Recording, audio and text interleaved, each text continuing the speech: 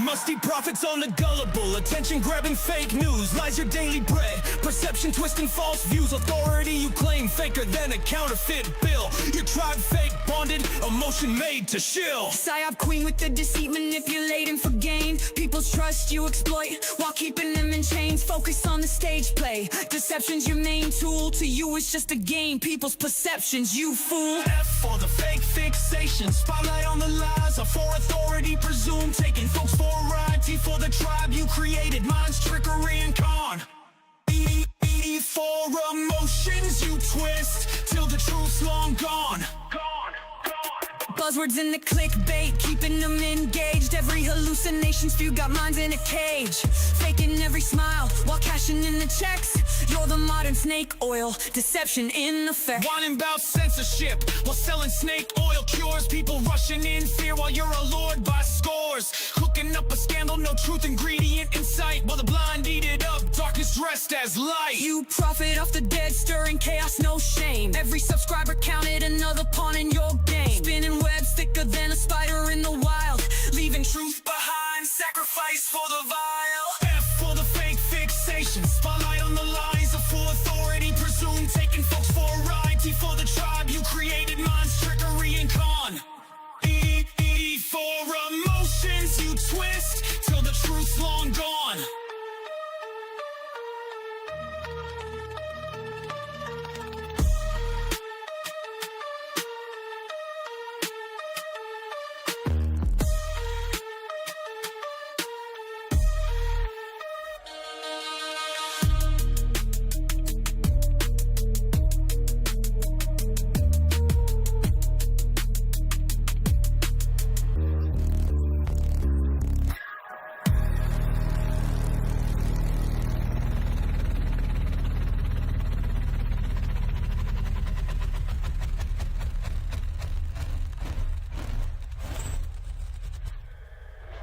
For the fake fixation, spotlight on the lies, are for authority presumed, taking folks for a ride. T for the tribe you created, minds, trickery, and con. E for emotions you twist, till the truth's long gone.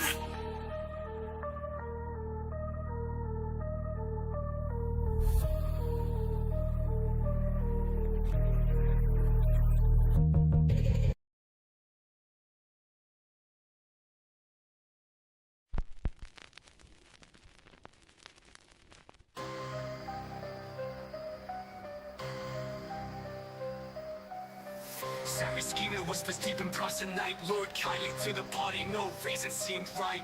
Eyes on a shadow shifting in the low light. Plans in motion, fate sealed, ready for the fight. Guys creeping, seatbelt gripping round the tight. Thrown in the hatch, out of mind, out of sight. Lakes dark depths await, future ray bright. Community a hush, hush, darkness takes flight. Guys creeping, seatbelt gripping round the tight. Thrown in the hatch, out of mind, out of sight. Lakes dark depths await, future rate bright. Community a hush, hush, darkness takes flight. Honor in silence, no voice, no screams. Sealed lips binding in collective dreams. Cover up runs deep like underground streams. Truth buried beneath just silent extremes. Small town whisper secrets cloaked in fears. Watchful eyes cover tracks, erase tears. Speaking up here means disappearing peers. They honor silence, they bury past with cheers. Moonless night stars conceal their dread. Guilt heavy can't shake the lead. Pretend it's just stories left unsaid, while morning covers what's already dead. Echoes in the dark, memories on replay. People turn their backs, push it all away. Witness to the sin, but in silence they stay. Deafening quiet, holding truth at bay.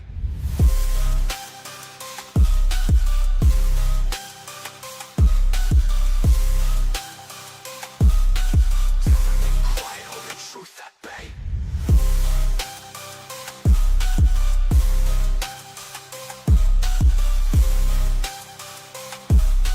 Deafening quiet, holding truth at bay. Honor in silence, no voice, no scream. Sealed lips binding in collective dreams. Cover up runs deep like underground streams. Truth buried beneath, just silent extremes.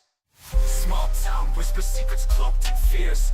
Watchful eyes cover tracks, erase tears. Speaking up here means disappearing peers. They honor silence, they bury past with cheers. Moonless night stars conceal their dread. Guilt heavy, can't shake the lead. Pretend it's just stories left unsaid, while morning covers what's already dead. Echoes in the dark, memories on replay. People turn their backs, push it all away. When it's still a sin, but in silence they stay. Deafening quiet, or truth at bay. Echoes in the dark, memories on replay. People turn their backs, push it all away. When it's still a sin, but in silence they stay. Deafening quiet, or truth at bay. Deafening quiet, holding truth at bay. Echoes in the dark.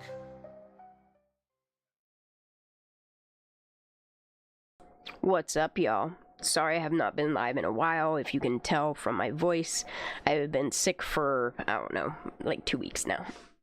I don't know if it's RSV, upper respiratory, whatever, but I got some lung yuck, but it's not going to stop me from, now that I got energy, because I just literally slept for like the past 2 weeks. I ain't gonna lie.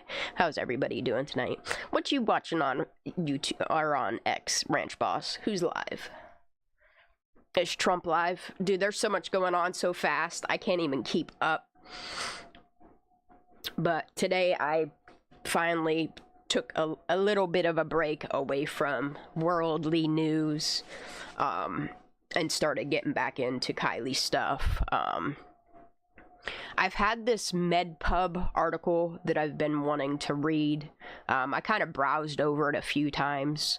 But what I wound up doing, so that it's not too much of a trigger warning for people, I wound up taking and converting it from, I used web to pdf.com, and I converted the pub article as a PDF, and then I took the images out because nobody, I mean, there are people that are interested in seeing the images, however, they're not YouTube permittable, so I just wound up saving it as a PDF. We're gonna go over that, and then we'll see where we go from there. I figure while we're here, I'm gonna open X, because look, I watched this video on X today. I'm gonna have to put my headphones on real quick. Let me see if I can do that. Let me see if I got a webcam working today or not. Some days it works, some days it doesn't. Kate, it's good to see you. Sherry, so good to see you. Ranch Boss. Angela, how's everybody doing? Did I miss anybody? No, I did not. Let me see if I got a camera or not. Do I? Maybe. Oh, I gotta open it, huh? Okay, let's do that. And then let's take the little squirrel off for now. And then I'm gonna move me. If I could get my camera, I'll move me down here. I'll make me a little bit smaller. How about that? Probably shouldn't, but it's been a hot minute, so we'll see how it. We'll do one.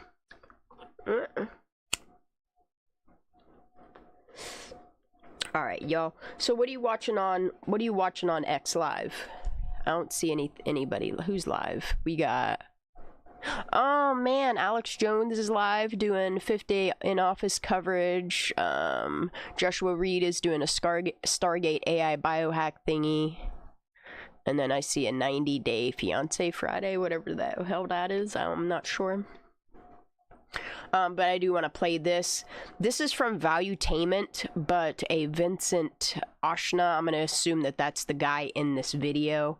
I'm just going to play it small screen for the simple fact that I don't want to get no more. Well, I didn't get a strike. I tried to freaking do the Trump inauguration and they didn't like it, but everybody else seemed to be allowed to watch it. But this is this is really funny. I'm just gonna play it small.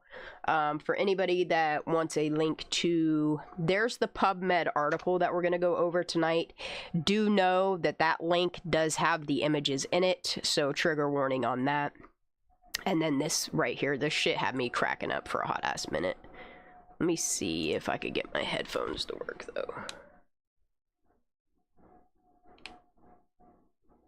Come on, headphone, what you doing? Are they working? What's going on here? All right, y'all ready? Let me see if I can make the. Oh wow, we can make this full screen. All right, this shit was fucking hilarious, y'all. What are you watching, Ranch Boss on X? She says, swinging my hands. This one's fucking hilarious, dude. Oh, wait. I guess you guys need the audio too. Okay, y'all, this dude is genius. This is from valuetainment.com. Governor Newsom, wildfires have destroyed millions of acres of the state, displaced countless amounts of family. Do you take responsibility for any of this, and is there anything more you think you could have done? Not really. I think these fires were very devastating. I think the full scope of what actually has happened, we're not there yet. Okay, these people's houses are just destroyed. People are suffering. People are sad. But we're Californians. We're going to push through. We're going to push through. And where we're going, the vision is 10 times bigger than anybody else can even imagine. Former President Trump has recently criticized your leadership, saying that you failed California. What's your response to him, and what does the future of California look like? To be honest with you, I try to block that rhetoric, because the words that come out of his mouth, all the words out of his lips, they don't mean anything to me. He needs to use these more, because the future of California is bright. It's so bright. When you really try to look at it, I mean, really, really look at how bright it is, you're going to need shades to live in California 24 hours a day. Critics are saying that you're all hand gestures and no action. What's your response to that?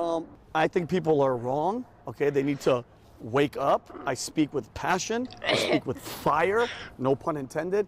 And I feel if I use my hands a lot, people won't be focused on the lies that are coming out of my mouth, because I lie a lot. So I want to distract them with my hands. Interesting.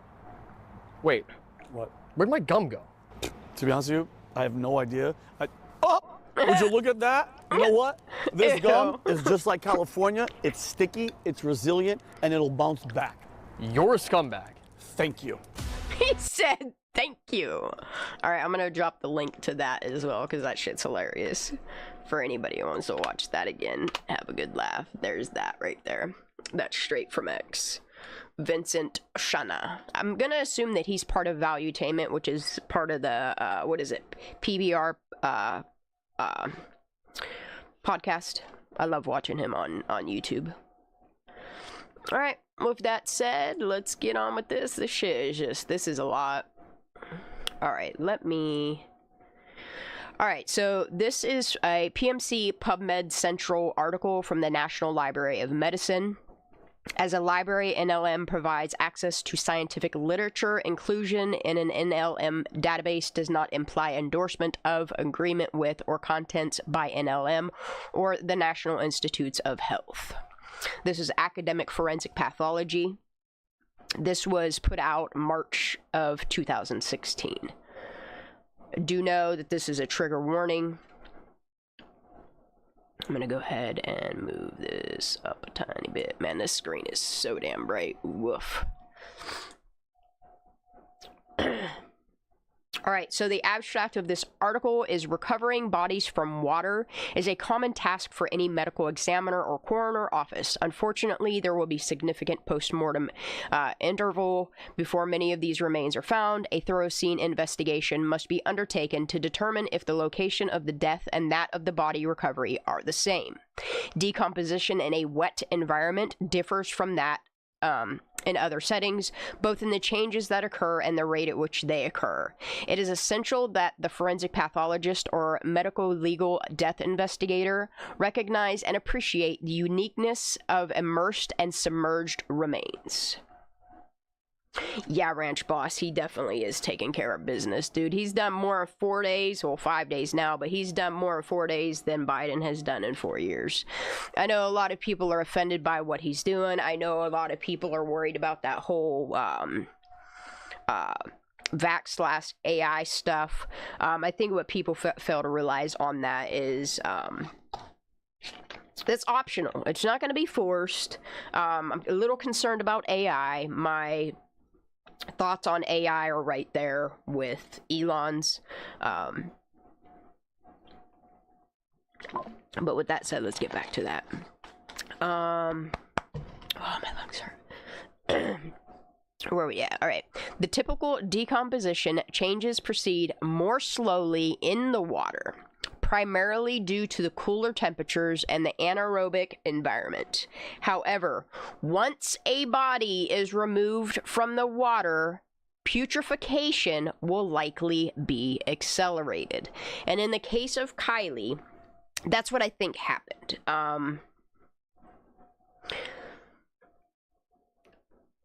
I think because they removed her body and didn't immediately start the autopsy process, and them allowing, because as soon as you remove remains from water, it doesn't matter if it's been there 3 days, 3 weeks, as soon as it hits oxygen, it starts decomposing right before your very eyes. And in the matter of the 2 days that it took them to that mortuary center, I forget what the hell the name of it is, between them having it or holding it or whatever in their morgue and then moving it to Placer County morgue, which I still don't understand why they separated, why the FBI allowed the body to be separated from the car.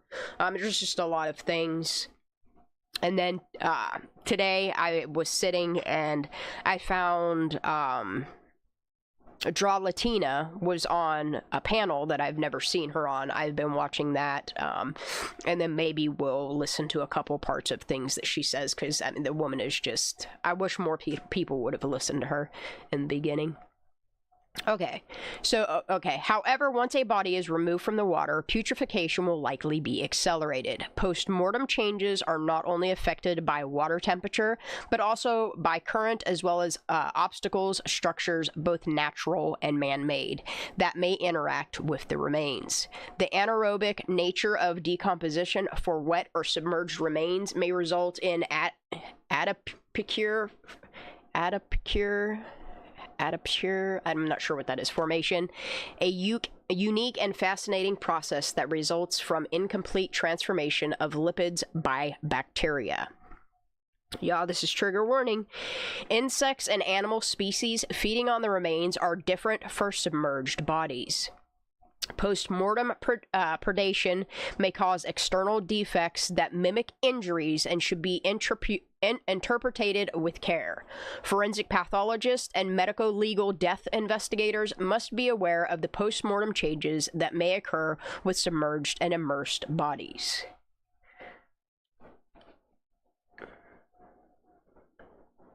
That's what I think is happening as well, Ranch Boss. Not only that, I think the companies that Elon thinks are a risk to the American people, I think him and Trump are working hand in hand to put them in the limelight and get some exposure on them. That's just my opinion. But he's smart in the way that he's getting money brought into the United States. I'll just put it that way. Introduction. The accurate interpretation of postmortem changes is an essential skill for any forensic pathologist or medical legal death investigator. That being said, postmortem changes can assist or hinder a death investigation.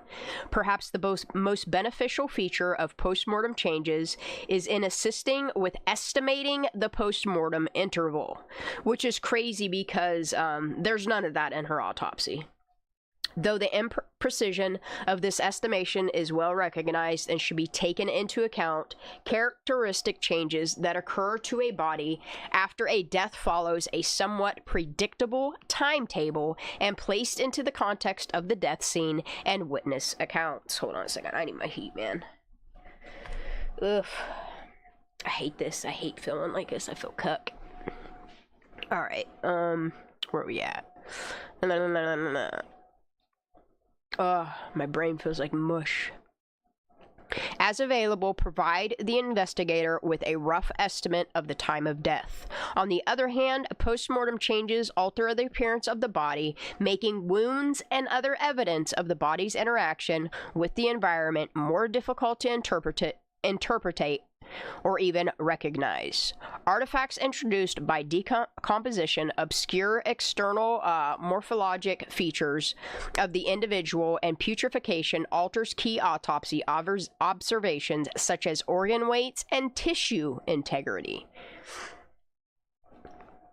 Advanced decomposition may completely preclude any detailed gross or histologic examination of major organs.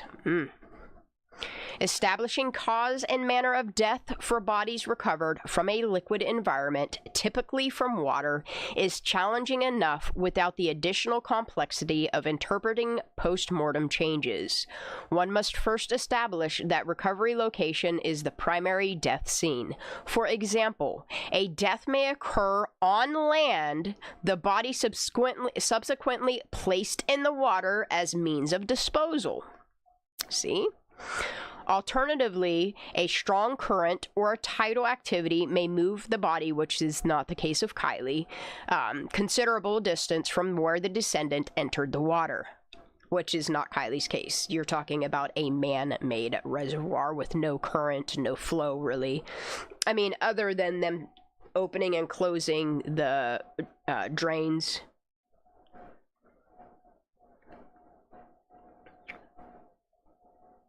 Oh, I know, Ranch Boss. I've been watching so many news, reading so many articles, seeing so many X posts about how much trafficking is being exposed.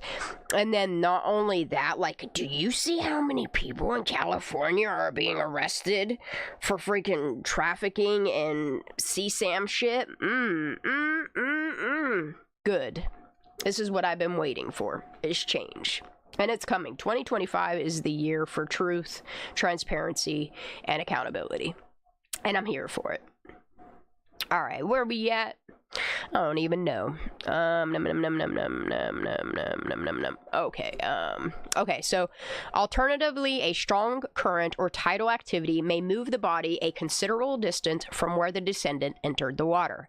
Particular attention should be paid to anything weighing the body down.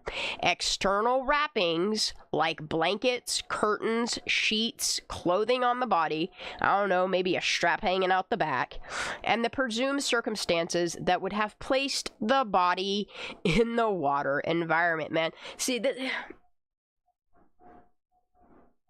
more I read this and I look at all of the information that I've obtained, and I'm talking like factual information that has come from professionals, whether it's the coroner's report, all of these files that we're getting on FOIA, which, speaking of which, Washoe County, you have 9 days to provide me with the documentation that I've requested. Okay, once that is accomplished, attention may be focused on the condition of the remains, evidence of the interaction between the body and the surroundings, and proper interpretation of post-mortem animal predation. Like, the autopsy doesn't explain nothing. Like, it does not... That autopsy just blows my mind. Decomposition in water. Decomposition progresses far differently in a liquid medium compared to what occurs in air. Similar to the usual decomposition process that occurs in a dry environment, postmortem changes in water are affected by temperature, animal predation, clothing, and microorganisms. Additional variables such as current and the physical changes brought about by saturation of the tissue will alter the appearance of the body located in water. The author and others have observed that postmortem decomposition proceeds rapidly after the body is removed from the liquid environment. See, there y'all go. See, I knew I wasn't wrong. I knew I was not wrong. For that reason, it is recommended that the post-mortem examination not be delayed for any significant length of time after the body is recovered from the water. See, right there, it tells you. They should not have waited 2 days to do an autopsy on the body of Kylie Rodney. I think because her body wasn't in that water for that 2-week period, like they want everybody to believe in that little psyop they pulled off on all us. I think they needed her to rapidly decompose, but it happened in a way that they weren't expecting, and I think that putrefaction altered her organs, and I think they fibbed about certain parts of the body, like what state they were in, because them lungs, just something about them lungs that just makes the whole autopsy suspicious. The lungs itself, it doesn't matter if they pulled her out of the water immediately and did the autopsy. It doesn't matter if they waited the 2 days. It doesn't matter. Like, her lungs, what state they're in does not depict the lungs of somebody that's been submerged in water for no 2 weeks. It doesn't. Does not. Early post-mortem changes and signs of immersion. If a body of water is the primary death scene and the body has been immersed for only a short period of time, the position of the body will be affected by clothing and any personal effects on the body. And another thing with the extraction, like, it's almost like they purposely damaged this little girl. Which, the more I think about that extraction process, at what point did they take her remains out of the car? Because I've really been thinking about the strap hanging out the back of the car. Like, you're telling me that they extracted her vehicle with the tarp on it, pulled it out into that tent, which don't make no sense either, because if you watch the helicopter footage, like, they pull the car out and immediately put it on that flatbed. And it's on that flatbed all through the night. Like, at what point did they take her body out of the car? I'm just curious. And also, if they noticed that strap hanging out the back. And then I think about that strap hanging out the back and how it's also in the very first pictures of the car being processed. How did you take Kylie's remains out of the car? Did you take it out the window? Did you take it out a door? Like, how? I'm just curious, because none of that is in the autopsy. I got questions. Okay? Alright, let's start this over. Early post-mortem changes and signs of immersion. If a body of water is the primary death scene and the body has been immersed for only a short period of time, the position of the body will be affected by clothing and any personal effects on the body. I ain't even showing y'all any of these images, because these images are... It put shit in a whole new perspective for me. If anybody's interested in seeing those images, the link's in the chat. Go ahead and look, because woo. If the individual has drowned, typically the body will initially submerge and assume what has been called the drowning position. And if you listen to come on, my brain's mush right now. I hate being sick. What the hell is his name? That was that creepy dude that touched on his cousin from AWP. Why can't I think of his name? I can see it, but I can't. We all know. Anyway, Jared. If you listen to what Jared says about all of the vehicles that he's ever dove on. Look, even if you listen to Nug and watch his videos where he goes down and does dives on vehicles, like, these aquatic recovery teams and what they do and the way they explain the fight or flight thingy, where, like, every person that's found inside their car trying to get out of it, because y'all are trying to tell us that she was chasing this air bubble that couldn't have possibly been there with the windows being down in her car. Like, there's no air bubble to chase. It's fucking dark. She ain't seeing no air bubble. She don't know what way is what. But I don't believe that she somehow went like this and swam down. Like, you're telling me that she swam down and under and somehow got... No. Anyway, if you listen to, like, Draw Latina, if you listen to Jared, if you listen to, Theo Vaughn has had him on.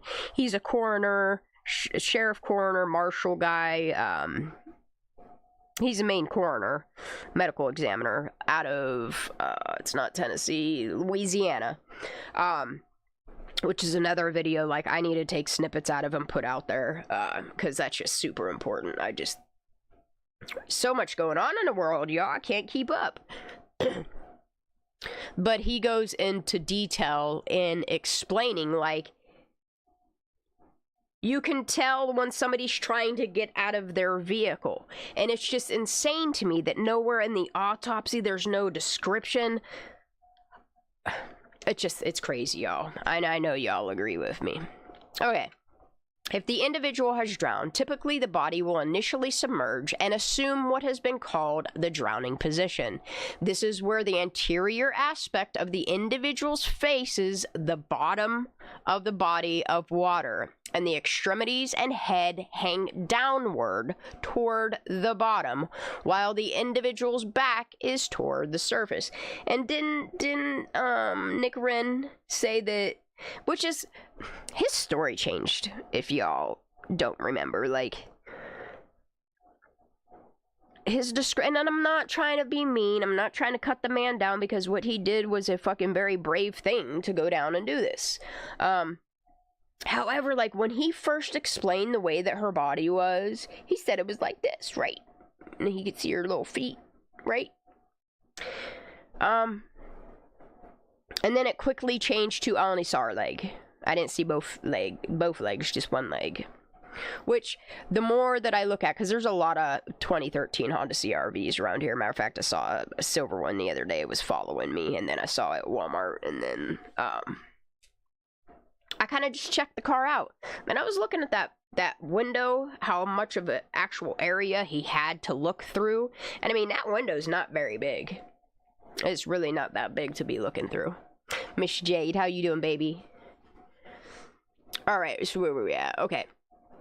So, in shallow water, the hands, knees, dorsal aspect of the feet, and the forehead may drag along the bottom, creating postmortem cuteness that may be difficult to differentiate from antemortem injuries, which is not the case. She was in the cargo area of her vehicle. These abrasions will be exaggerated, and a strong current also does not apply. See, and there was people trying to tell me that putrefaction doesn't happen, but that's the process. Like, putrefaction is what happens when your body is submerged in water. Like, if y'all taking a bath for too long, and you know how your fingers get all wrinkly. The process after being in the water for, we'll just say, 3 days to a week to 2 weeks, it's terrible. If y'all want the link to the PubMed and you want to see the images of what it looks like,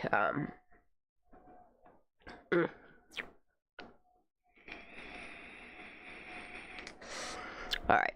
As putrefaction progresses and gases are formed from bacterial activity, the body will typically surface unless entangled or the buoyancy is altered by clothing or personal effects.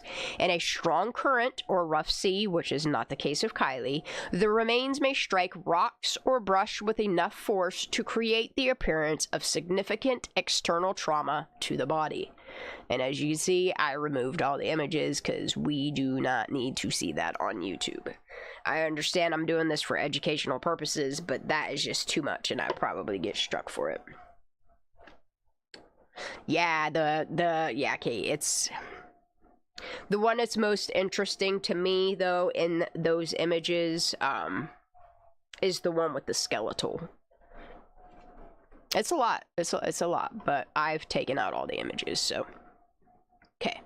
Clothing on a drowning victim will alter the buoyancy and the progression of decomposition. It may also be misleading as this case where an item of clothing has the appearance of a blindfold. Oof. Oof. A body in the water in the standard drowning position with the anterior aspect of the body facing the bottom of the river. As the body enters shallow water, the distal extremities and forehead are frequently dragged along the bottom. This does not apply in Kylie's case. She was trapped in her cargo area of her vehicle. Alright, so we're going to skip that part because it doesn't apply. Plus, it's describing the image that's you can't see here. Perhaps the most well-known external change that immersion in liquid has on the body is wrinkling of the skin, particularly involving the hands and feet. Traditionally, this has been called washerwoman's hands or washerwoman's changes. Also, slothing. Though a better designation on the autopsy report would be cuteness changes of immersion. Cutis anserina, or goose flesh is another cuteness change of immersion and is caused by rigor of the erector pili muscles within the skin. Both of these changes, wrinkling and cutis anserina, cutis anserina, will occur as a postmortem change and do not require the individual to be alive upon entering the water. So it doesn't matter if you're breathing or not. The same thing is going to happen to your skin. The usual postmortem changes of vascular marbling, dark discoloration of skin and soft tissue, bloating, and putrefaction occur in the water as they do on land. Well, that's crazy. Didn't Sam Brown say something like that? She was as much in water as she was on land? Huh. Anyway, let's read that again. The usual postmortem changes of vascular marbling, dark discoloration of skin and soft tissue, bloating, and putrefaction occur in the water as they do on land, though at a different rate. Erector pili, the muscle that makes goosebumps. Yeah, it makes your skin go, yep, and make little chicken skins. Alright. Okay, and putrefaction occur in the water as they do on land, although at a different rate, particularly in cold water. Sloughing of the skin, particularly involving the hands and feet, is common with prolonged immersion.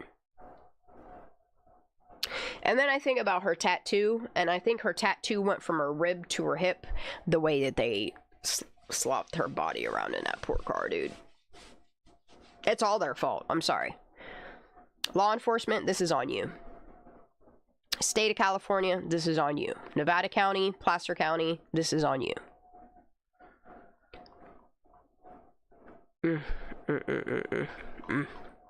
I can see these images.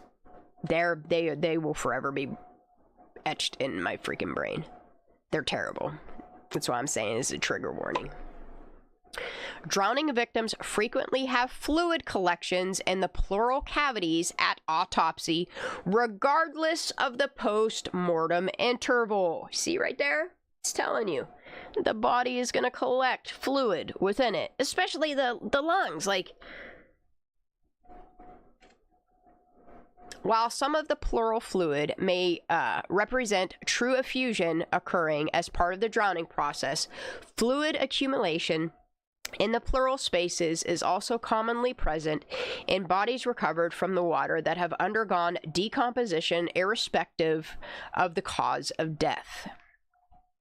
So regardless of the cause of death, if the body is submerged in the water, those pleural spaces,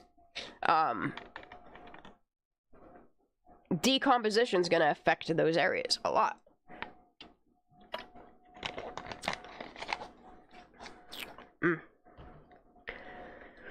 I'm sorry, I gotta catch some breath. I gotta put some vapor in. I should put some vapor rub under my nose, but I did not.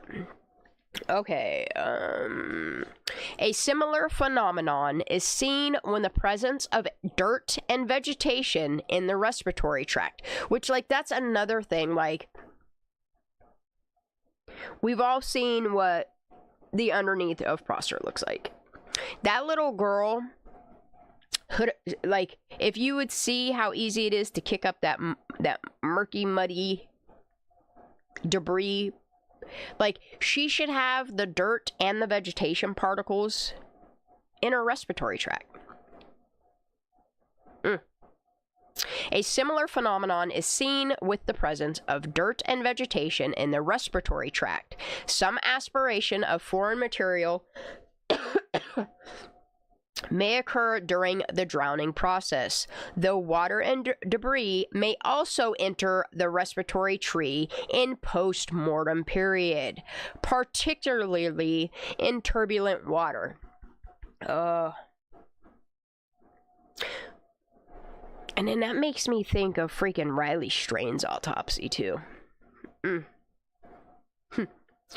Compared to non-decomposed bodies recovered from water, bodies that have undergone decomposition and recovered from water have been found to have increased pleural fluid accumulation. Well, where is it all in the autopsy of Kylie Rodney? Increased animal predation, which is fish, underwater mammals, whatever. And more commonly have dirt, and more commonly have dirt and vegetation in the lower respiratory tract. See, I knew we weren't wrong, y'all. I knew we weren't wrong. There's so many medical people out there. There's so many nurses out there.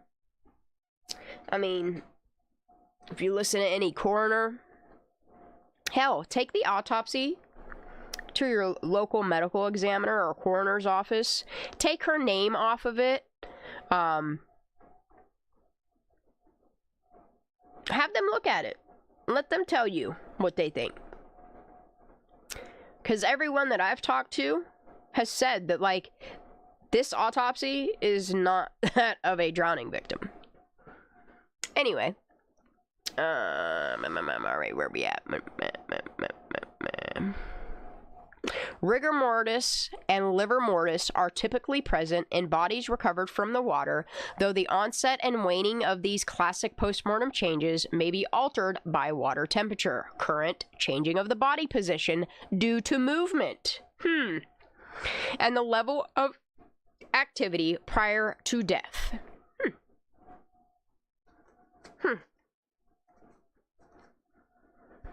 Man, I would love for a medical examiner to just look over her autopsy and publicly state, or hell, even privately state,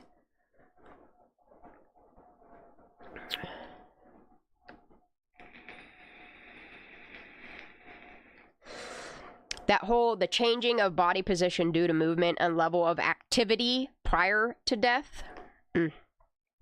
Pink discoloration of the teeth and gums. Remember, Draw Latina told us about that. And observation, once thought to be a sign of drowning, is likely due to the lividity in the tissues occurring while the body is in aforementioned drowning position. Which, I mean, clearly Draw Latina and other medical examiners that I've spoken to have explained the darkening, discoloration of the pink gums is a normal thing. It happens in all deaths. All right. Temperature and current. I don't know if this is gonna apply, but we're gonna read it anyway. Temperature and current. In most cases, the temperature of the water will be cooler than the ambient air temperature. Cooler temperatures generally slow the decomposition process. And if it was, 60 some degrees outside, water's gonna be, I'm gonna say, anywhere between, I mean, that you're talking dark time, because if you think about the water temperatures of AWP during the daytime, wasn't it like 57 degrees or something like that? I could be wrong. This is horrible to say, but I am convinced her lungs were somehow blown out like an air. Ooh, no.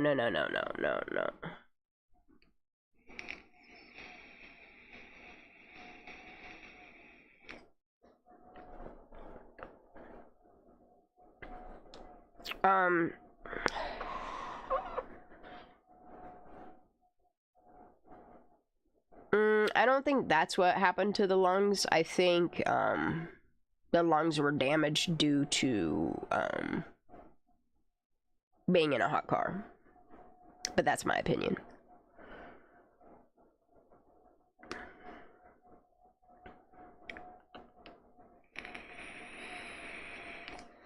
It sounds like her lungs shrunk. Or that's not her autopsy. I don't know. Or it is her autopsy and they just put things in there to make it seem like something it's not, you know, a psyop. Okay. In most cases, the temperature of the water will be cooler than the ambient air temperature. Cooler temperatures generally slow the decomposition process. Exceptions include hot tubs and tropical bodies of water. Current has a primarily mechanical effect of bodies in water. The body itself may be dragged for a distance, which what happened to Riley Strain and oh, what the hell was her name? I can't think right now. Nicola Booley. Yeah. Okay. The body itself may be dragged for a distance, creating artifacts that can be mistaken for injuries. The remains or clothing may also get caught on rocks, branches, and other objects in the water, creating artifacts that require proper interpretation. This is not the case of Kylie. This would be more of the case of Riley and Nicola and stuff like that. Boob tube, what you doing? Not only will a strong current transport the remains for a moderate or even long distance, here's Riley and Nicola, but other objects in the water can get caught up on the current and come into contact with the remains in a similar manner. I still can't, like Riley, I think about him quite a bit. You're telling me his pants got dragged off of him by a current, but his underwears didn't? Like, that's just crazy to me, man. Jeans? Y'all ever fall in a swimming pool or go in a creek with your jeans on? How about boots? I don't know, just something about Riley's case that's just, I would be getting a fucking third, fourth, fifth opinion because somebody put that little boy in that water.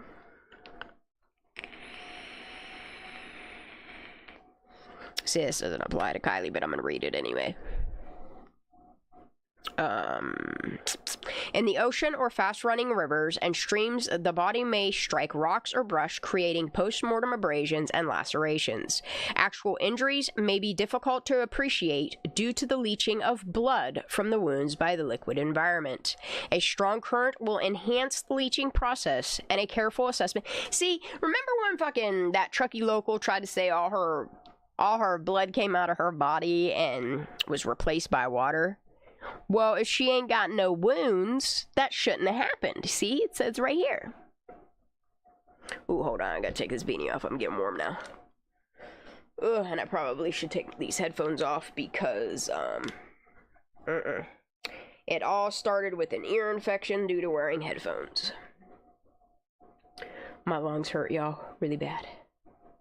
But we're here and we're doing this. Just give me 1 second. Alright, we could do this. We could do this. Okay, A strong current will enhance the leaching process, and a careful assessment for any vital reaction is required to distinguish postmortem from antemortem trauma on the body. Water temperature and current will affect the rate of cooling for a body in a liquid environment. The core temperature of the body at the time of recovery is even less helpful in determining postmortem interval when the body is recovered from water. Man, I need to figure out how to say this word. Hold on a second. Let's see if it'll let me. What's this sound like?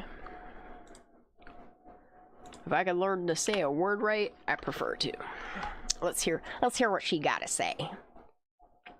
Yeah, say it. Adipocere. Adipocere. Okay, we got it. Where are we at? Alright. Adipocere formation may occur in wet or immersed bodies.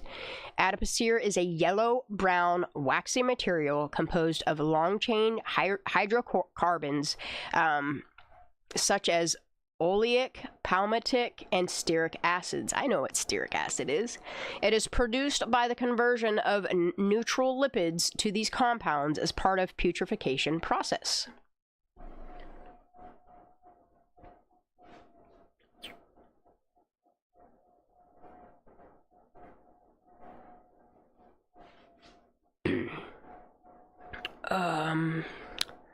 Both enzymes in the body and within bacteria contribute to the conversion of lipids present in the body to the components of adipocere. Inadequate oxygen combined with a surplus of lipids results in insufficient microbial degradation. Adipocere has a characteristic appearance and is generally resistant to further decomposition. Well, that's crazy because they don't make any mention. She was in this water for 2 weeks, y'all. Ain't got one mention of... Actually, I'm lying. There's one part of the autopsy where they say about the yellow waxy material, but I think it was around her mouth, wasn't it? The formation of adipocere usually occurs over a somewhat lengthy postmortem period, typically several months. However, relatively rapid formation of adipocere has been described.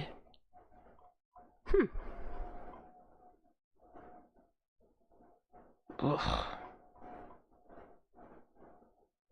Ugh. I don't even want to read that. A similar putrefaction change may be observed on the surfaces of solid organs, particularly the liver, and on the surfaces of mucous membranes. White spots that have a somewhat miliary appearance have been observed in bodies that have been submerged for prolonged periods.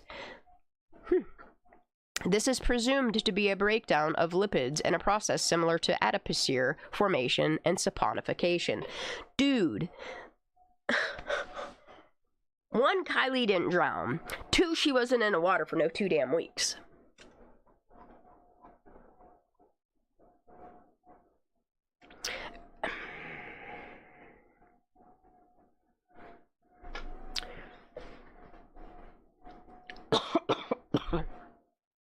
Alright, y'all. This is one hell of a trigger warning. You ready? Animal predation, including insect activity, is very different in the water environment. In some cases, the body will be floating on the surface, and the usual arthropod predators, such as blowflies and carrion beetles, will have access to exposed tissue. The immersed portion of the body will be subject to different predators. Aquatic insects may alter the appearance and condition of the remains. Large animals, such as turtles, doesn't apply. Large fish and large crustaceans will cause tissue damage and what I want to do is I want to do a scientific research on, because that's a man-made reservoir. So unless they're putting these fish in that water, they're not just gonna wind up there. They're not just gonna form there.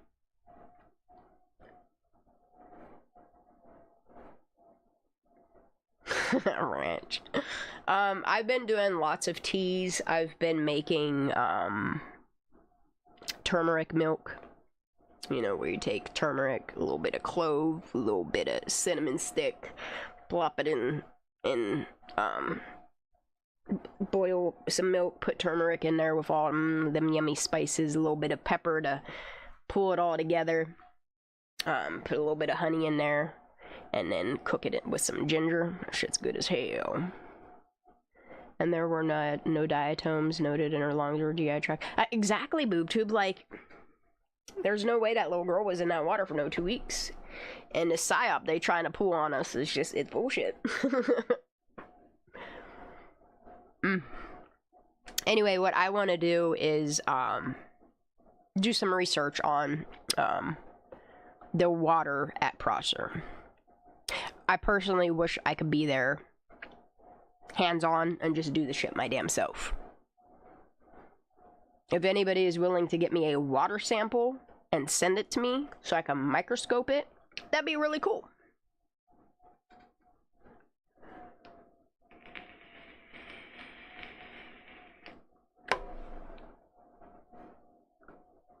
And then that makes me wonder,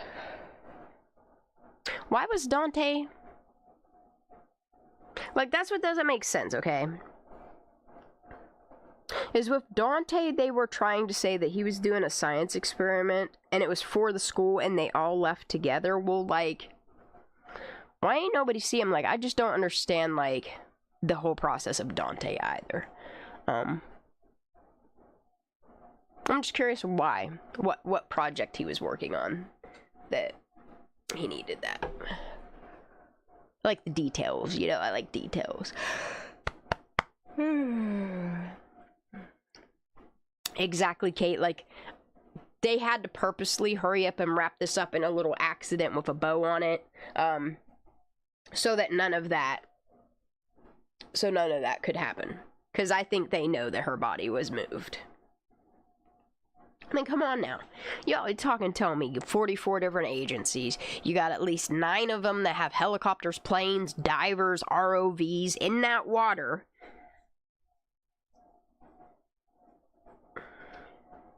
Even the distances they went out, 25 and 65 feet, having the ROV there, how many people dived upon it? Like, and then it's really odd when you see, like, the volunteers that went and looked around. It's really odd when you look at their tracks, how, like, Kylie's here, everybody went, like, around it. I don't know. It's almost like they were told not to go there, so that they couldn't say that, I don't know, there was or wasn't a vehicle there. I don't know. I'll ask the lady where I stay if she would like to take a trip before I fly out of state. That would be really awesome, Jade. If anybody can get to Prosser, what I would really like is a couple different soil samples and just one sample of the water. That's all I need. It doesn't matter where the water comes from. But yeah, a little bit, some soil samples, and a water sample. I'll pay you whatever you need me to do. Because not only am I gonna microscope it myself, but I would like to send it off to my own personal lab.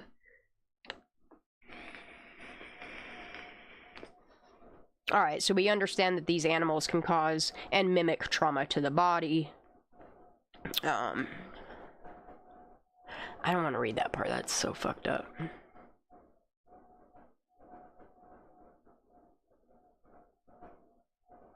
I will read it because it's just something about that autopsy. You got all these different people working on this autopsy, and like even their shit don't match. It's crazy to me. Alright. Alright. So, animals can mimic trauma to the body. Smaller fishes, crabs, shrimp, and invertebrates prey on soft tissue, and given the opportunity, can completely deflesh exposed parts of the body. Which is crazy, because you're telling me the only thing that them fish nibbled at were her eyeballs? Nope.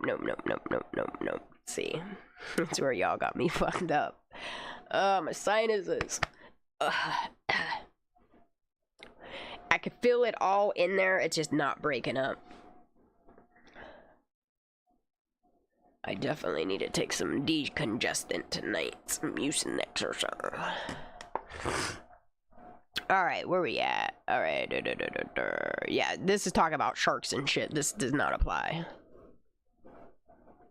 It is not unusual for small fish and crustaceans to gain access to the interior of the body through skin and soft tissue, defects, or even normal body orifices. Oh my god, I'm so sorry, y'all. Trigger warning. Examples of rapid skeletonization of remains have been noted in tropical waters where carnivorous predators are abundant. This does not apply to Kylie, such as the Amazon region of South America. In the ocean, also does not apply to Kylie. In the ocean, several species of sharks and other large carnivorous fish commonly feed on human remains. Does not apply. Large portions of human tissue, including the entire extremities, have been recovered from the stomachs of sharks with some frequency. I apologize. Sharks possess several rows of teeth and commonly the teeth may be recovered from a bite wound. In most cases, it would be concluded that the shark fed on the remains after the individual was deceased. I'm so sorry, y'all. Give me 1 second. I need to blow my nose. I'll be right back. I can't breathe.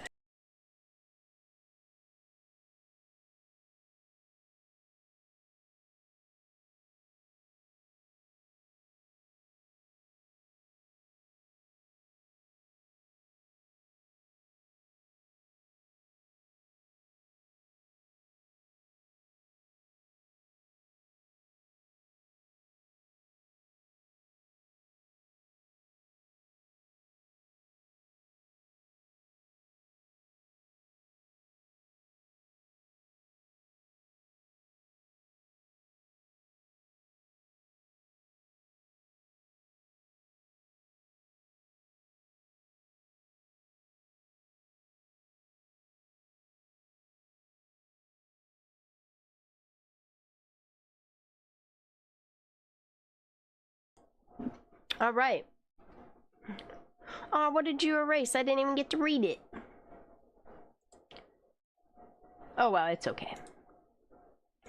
It's alright. There was a video evidence that needs investigation that was suppressed. Yeah. Yep. Oh, excuse me. I'm so sorry. Alright, let me get some... Whoa, my hands aren't working. Let me get some vapor rub up underneath my nose.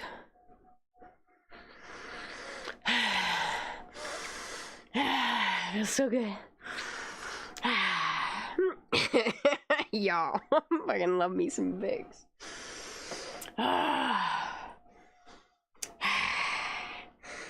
That's nice. Ooh, that made me dizzy. Alright, we got that. Glad that image is taken out. Okay, conclusion. Determining the cause and manner of death for bodies recovered from water can be challenging. The challenge becomes even greater as post-mortem interval increases. See, why, y'all? I think they purposely waited 2 days, y'all. Okay. The progression of decomposition changes in a liquid environment is altered by temperature, current, interaction between the remains and the physical environment, and animal predation. While postmortem putrefaction takes place as it does in a dry environment, differences in bacterial flora and anaerobic atmosphere alter the usual chemical process. With significant postmortem intervals may result in a conversion of fats to adipocure.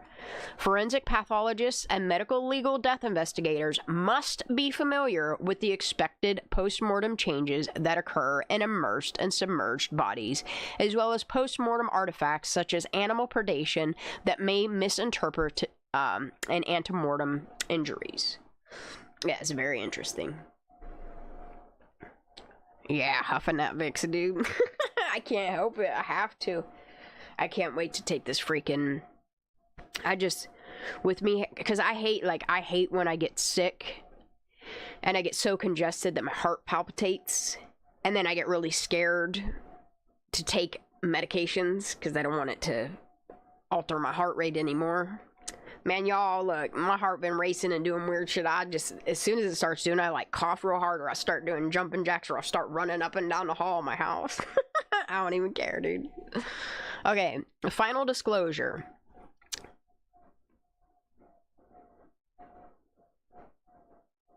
Okay, we don't need to read that.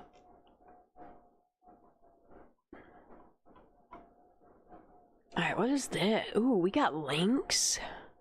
I'm scared to open any of these links. Hold on, let me stop sharing my screen for a minute. Because I'm scared. Let me go to this article. Man,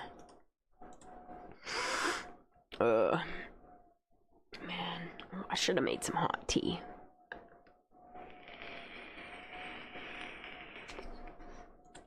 Alright, so we got this PubMed article. Oh, these pictures, dude. I cannot. It's good to look at these images because, especially image 9, y'all. It's just crazy to me that they're trying to tell us that she was in the water for 2 weeks and her airways are palpable. That's crazy. We made a sharp left on the sanctuary side. They passed us right there, and then they went on down there.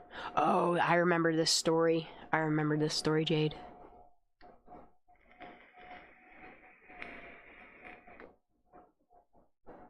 Metaprolol. I don't know what that is. Well, like... Oh. Man, I freaking love Vicks. It's not even like my heart rate gets rapid. I have myocarditis. So, like, I don't know. It's not even like really that my heart rate plummets or gets real high. It just... It'll stop for a minute. And that's what freaks me out. I give myself a little cough to get it kicking again. I love that y'all are talking in fucking code and then you delete your messages. I love y'all so much. Hi, Miss G. Oh, rewind. I just went over an entire medical document. I'll drop the link in chat. Trigger warning. There are images included in this PubMed article. But it puts things in perspective of what should have been included in the autopsy if Kylie Rodney did drown. All me reading this has done is further prove that Kylie didn't drown. And I think they had to cause more damages, which is so fucked up, dude. Like, I don't understand how that family is not suing the county, the state. Like, I just don't understand why that family is not suing unless, and that's all I'm gonna say. That's all I'm gonna say. Alright, so let's see what other, because there's a bunch of references on here. Ooh, this one's San Diego Academic Press. Ooh, okay. Oh, I should have hit that.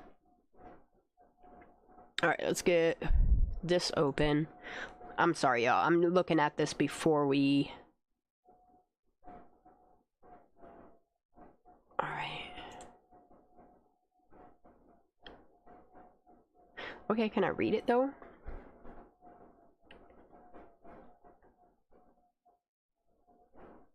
I get that, dude. But can I... Ooh. Hold on, there's gonna be pictures in this. Yo. This is a $114 book. What? Hold on a second. Oh, I don't want to look at that. I don't want to look at this. Holy no, no. Ah! Dude, there's too many images in here for me. I don't like it. I don't like this at all. This is too medical for me. I'm glad this is not shown. Oh my god. Alright, so.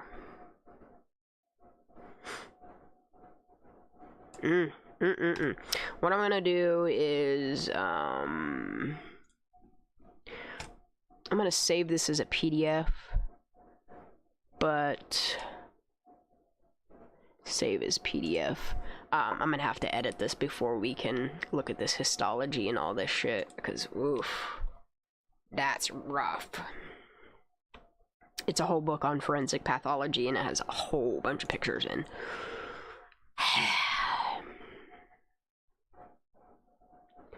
Wait a minute, but there's some really good stuff in this right here. This one part. I can't show you, so I'm just gonna read it to you.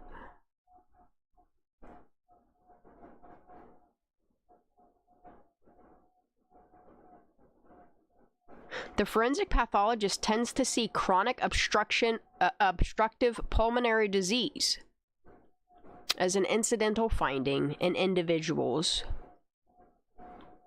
Well, how come that's not noted in her autopsy? See, this is crazy. All right, let me see. That was Google Scholar. Forensic Pathology, 2nd edition. Boca Raton. No, I need something that's Germany. Ooh, cold water environment. Ooh. And there's a PubMed article. Alright, let's see what we got.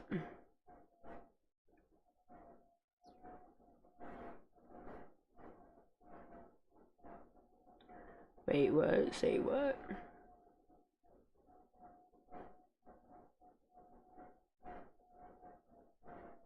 Oh, yeah. Sammy thinks she's smart, but she's not. She's really not.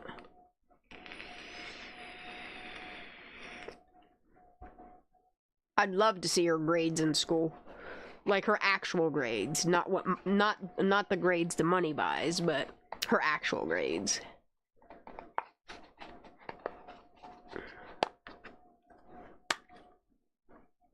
And I can't stop thinking about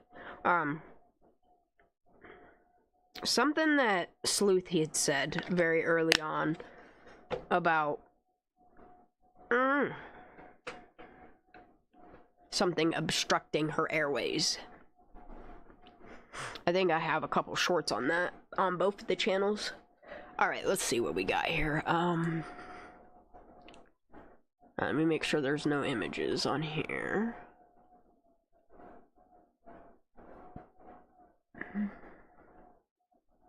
I would like to also know how many autopsies that Josephine Strachan and Josie Strachan and Dr. Gregory Reber have done that deal with water. Because, I mean, if you think about it, it seems like there's a lot of water deaths in the Tahoe, California area. I mean, limited data is available on the application of post-mortem temperatures, methods not non-standard conditions, especially in problematic real-life cases in which the body of the victim is found in cold water environment. Here we present our experience. See, if it's not that experienced, why did they not use Kylie as like medical learning? There's going to be something positive in our system that comes from the death of Kylie.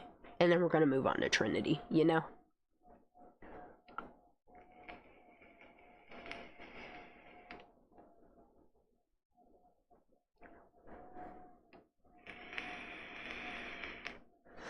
Here we present our experience in two cases with known post-mortem times. A 14-year-old girl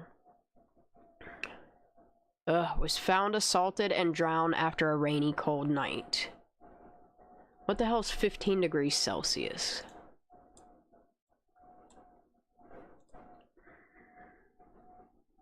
Hold on.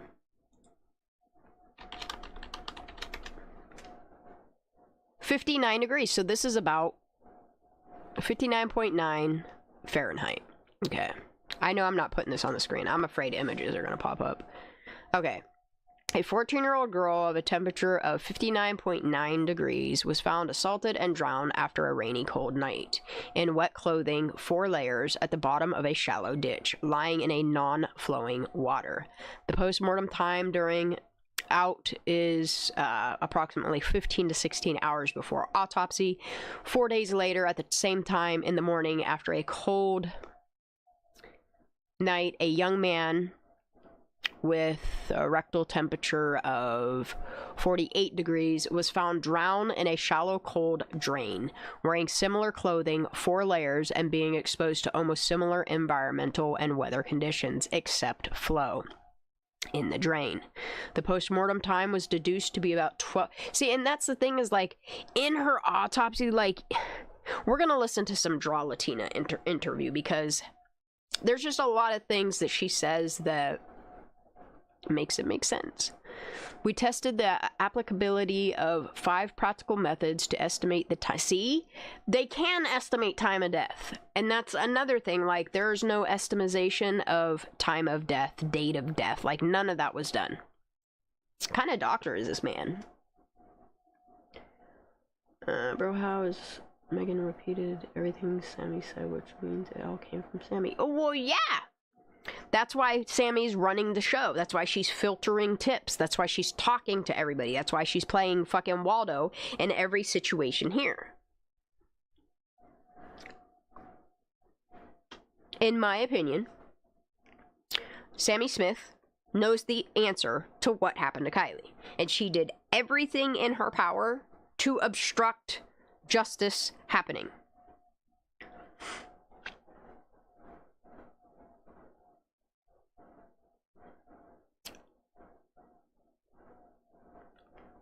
Alright, so that's not gonna work. Alright, so what we'll do... I hope this dude don't strike my shit. I'm gonna go to YouTube. Give me 1 second. Let me... Y'all like my new background? I just made it today. Ooh. So did they confirm Pete Hegseth? Because I haven't been on X in a few hours. I've been trying to keep up with shit. It's just a lot. Like, so much is happening in real time since Trump took office that, like, I literally cannot keep up. It's just constant news. I do, however, I don't think that, see, I think it's a distraction piece, them trying to say that Obama is cheating with Jennifer Aniston. I think that's a psyop to get you distracted away from Big Mike, in my opinion.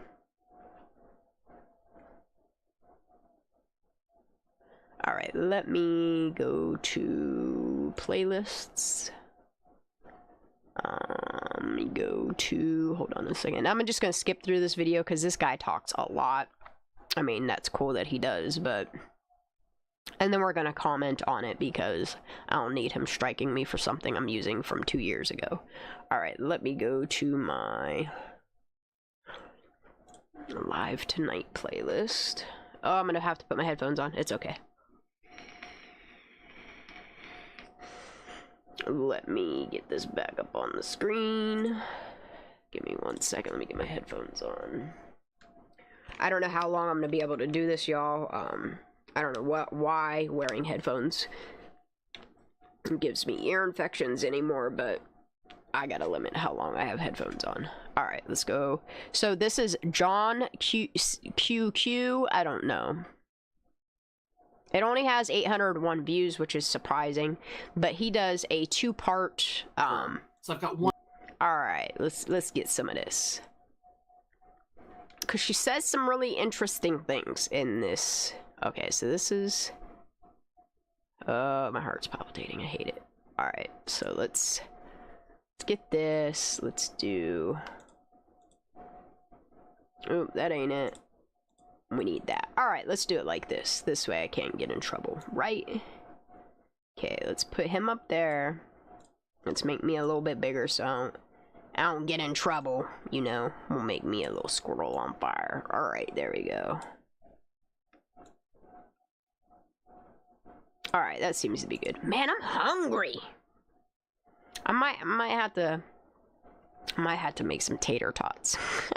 Alright, let's see where we're at here. Then Adventures with Purpose actually never searched over the area where Kylie was found. They searched from the shore of the reservoir. Adventures with Purpose most certainly did. I think she got that backwards. I think she's talking about law enforcement. But I think law enforcement, I mean, given 44 agencies, of which 9 of them were pretty hands-on locally, doing all their scans and shit, I don't know, man. I don't know. Alright, so let's get to the autopsy part, where he pulls the autopsy up. Off usually goes to a quantitative to see how high was that level. Yeah, let's go right here. Let's... And, Right. we're going to take a look, Sam Ewell Avila. Ooh, so I don't know if I pronounced your name right. Samuel Avila. Okay, hold on. Took me... It's here somewhere. This guy showing Gray Hughes fucking video. That dude makes me just want to sock him in his old ass mouth. Gray Hughes is also another reason why this case never got justice from the jump.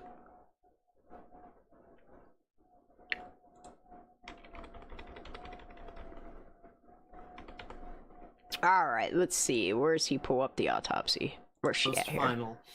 And if not final presser, the sheriff's office admitted that they had actually not searched over that area. Which is crazy because for them to claim 20,000 man hours, all these scans, all these volunteers, all these different agencies, and then they're going to turn around and be like, well, actually, you know, we didn't search there. I think that's a lie. I think that's part of the PSYOP. All right, let's skip some. Ping on her iPhone came right around that point, that red dot, and they said that's the last data point known. It's incumbent upon us. As much on land as it is on water, right? Yeah, fuck that guy. Fuck that guy. Paraphrasing AWP, to search. Look, and I'm so glad that freedom of speech is loud and proud in the United States of America. That area. So, in the face of law enforcement's urging, don't go there to look, they went. And they found within 35 minutes. And that's what's crazy, okay? Is like, these motherfuckers are talking about, oh, we're doing this, no stone left unturned. But meanwhile, you're telling people don't look here. That's suspect. It's suspect for law enforcement to tell people that don't look here. Why? Why not? You getting the crime scene set up or what? So you could blame it all on Kylie Rodney? What's going on here? Nah, you're okay, Miss G. It's her car submerged with a body in it. Yes. Right. And it was this guy's annoying. And like he said to folks, he says, way too much for me. Interesting. Blah blah blah. Blah blah blah blah blah blah blah blah blah. All right, let's go. The autopsy. Everyone can see that. Yep, sure can. And so when I began reading the autopsy from the coroner's final report on the investigation, I was noticing some certain things, you know, that jumped We out all at did, me. bro. You know, the classification. We all did. This comes from... What do you mean my audio is fading in and out? You mean my voice? Yeah, because I keep stepping away from the mic. Miss G. All right. This report is done by the Nevada County Sheriff's Office, Shannon Moon. In this final report here, based on the investigation, looking at the classification... Oh my God. Is an administrative individual who kind of collates all of the documents at the end of the entire process. Wait, what'd she just say here? I did want to mention that the coroner in California is not the medical examiner. The coroner in most states in the nation is an administrative individual who kind of collates all of the documents at the end of the entire process. But that's not the case it's in a leftover California. From England, United Kingdom, where they had coroners in an administrative position. Right. This coroner and Shannon Mooney, or I forget exactly her name, did not Mooney. actually perform the autopsy. No, she did not. Okay, yeah, very good point. Very good point. Now, there's a difference between a coroner and a medical examiner. Mm-hmm. Okay, so they are two different, distinct. Shannon Moon, the chair positions. bender. The coroner's, I guess, responsibility is to actually begin preparation for an autopsy to be performed. Is that right? Guy. Well, the coroner in this case, in Kylie Rodney's case, the deputy coroner, so the deputy of the coroner, actually went to let's call it the scene, whether it's a crime, now they've deemed it's not a crime scene, but we'll just call it the scene. And that coroner is the one, yes, that goes out to the scene and sort of spearheads the beginning of the process by being in charge of, the body and getting that to the medical examiner's office. In this case, the car was separate they separated the... This part is really important. But, like, the problem that I have is they waited 2 days to do this autopsy. And it should have happened immediately. Detective Strachan, I got questions for you, ma'am. Her vehicle from her body, and the car went off to a separate location. Right. Okay. Identification remains identified by, or how identified is by Detective Strachan during the autopsy. Mhm. And I highlighted Josephine, little Josie Strachan, how did you identify Kylie? Because later in the autopsy, they want you to believe that she was absolutely unrecognizable. But you had no problem identifying her.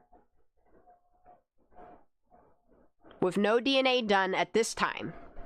No DNA done. That's important. just jumped out at me, and I said, okay, at the autopsy or And then it's crazy on this autopsy as well. Like, Lindsay's the only relative listed on here. What about her dad? You know, Daniel. What about grandparents? Where are... Lindsay, I wish you would have cared more about your daughter. I'm sorry.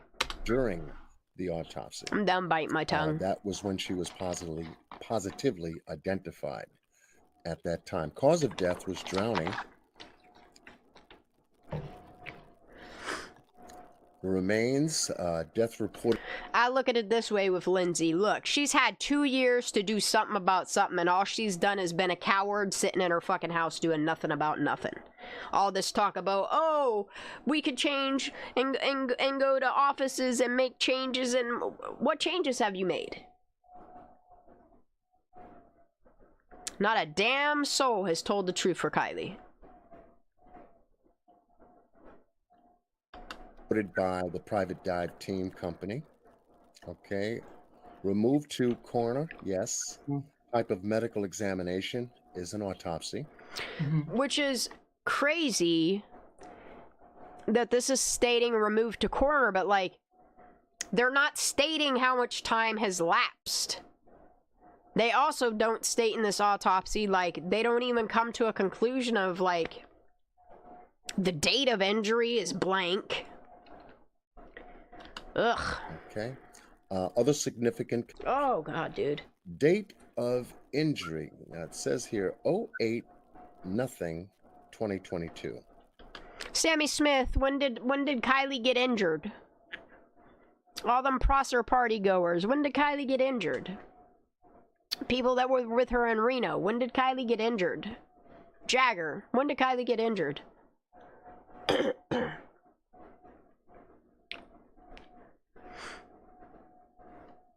Oh, I fully understand that Sammy lied to Lindsay, and my heart does break for her. However, she's had 2 years to do something.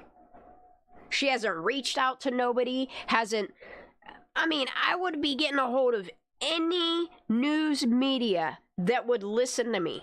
But you know what that mom did? She shit on the news media.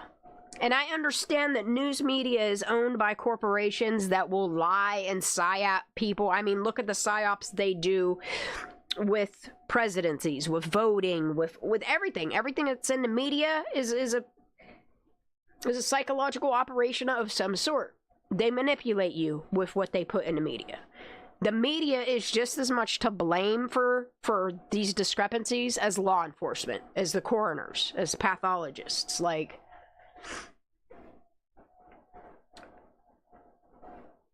that's just crazy that they're actually listing a date of injury. Well, what?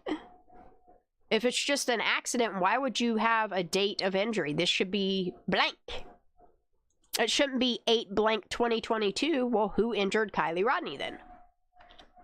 Because we know with the picture that something happened to that little girl, and that's the process of them either putting her in the water or taking her out. Either which way, that little girl's half submerged in water.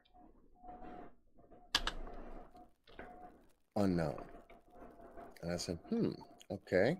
So it was undetermined by them when the date of injury actually occurred, if there was any injuries at best. Okay.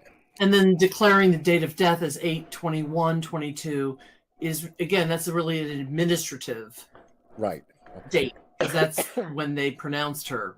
But her death, obviously she didn't die on the sand there. And Nurse Rojo made a good point that Well, that's the thing, is nobody wants to state where she died at, as much on land as it was in water. But the thing of it is we know that Kylie didn't drown. The autopsy shows that Kylie did not drown. So what part of land did she pass away on? Where? Because per canines, Kylie wasn't even at this party. The coroners are often elected officials. They perform an administrative or I should rephrase, the canines checked over at the sanctuary side of things. All that canine done proved is Kylie wasn't over at the sanctuary. Did they let canines sniff around over at the campground? Who knows? in an administrative capacity in most states in the union, although they can be, yes, you're right, they can be trained even to do autopsies, which is amazing because they can be trained and they don't even have to go to nursing school or medical school in order to be able to perform an autopsy, but they wouldn't be considered a forensic pathologist. Right, okay. Damn. Interesting. Describe how the injury occurred. There is a description here that says decedent drowned in a lake while inside her car. Then there's a case summary here. As required by Government Code Section 27491, an ink I don't need this all read to me. You've read it before, buddy. On October the 11th of 2022. Which is crazy, like, the deputy coroner is the one that signed off on this, like... I don't understand, and, like, the way that that's italicized, like, that 10 is funky as hell. The issue that I have with this part of the autopsy is, you're telling us that all this happened, let's say, on August 23rd. Why isn't that date August 23rd? I don't understand why this top portion of this autopsy here, with this italicized 10, was the date 9/11? It's just, this date is very, something's not right with the date either. And now we have Jade said I think Placer, Nevada County's dogs couldn't. Oh, girl. Oh, my lungs are starting to hurt. actual incident reports from the law enforcement officials of Nevada County Sheriff's Office. And this one was written up, reporting officer Jason Mackey. Case type, coroner. Oh, he's gonna read it all. DNA taken, no. See, and this is what's crazy to me is, like, if you're telling us that she was so badly decomposed that nobody could identify, because you're telling us that the remains are likely, which is crazy to me. Like, the immediate thing, like, if you can't identify somebody, is to take their DNA immediately. Why was DNA not taken? I don't understand. That's important. I'm sorry. No, you and I found a discrepancy there, so that is why you highlighted that. Yeah. Yeah, and then everything else is blank. Well, and I agree with you. If Kylie's life was taken in her car or somebody else's car, yeah, the dogs aren't going to pick her up. Exactly. So no DNA taken. No DNA taken there. Document, okay. Okay. There is a second supplement report. No number. And this is a thing that I pointed out. Like, Deputy Mackey from Nevada County Sheriff's Office, he's doing this case number 122-02506, but his supplemental report, it should have a number, and it doesn't. It's almost like he's trying to hide the report. I don't know. It's weird. This was reported by Deputy J. Mackey. All right, then we're just going to skip through this. I'm going to point something out here. It's odd to me that the date reported was 8/6/2022. I need to make a note of that. Hold on a sec. I gotta pull out D's notebook.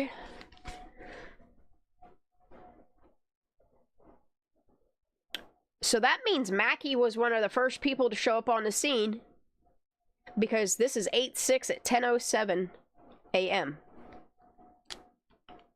Wait, no, wait a minute.